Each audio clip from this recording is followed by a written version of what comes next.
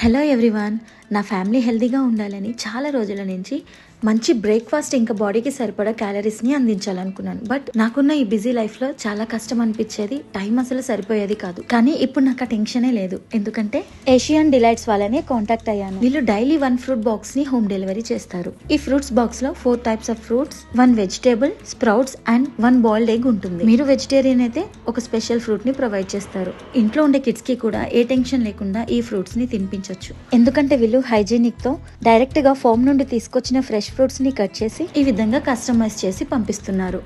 అది కూడా free home delivery.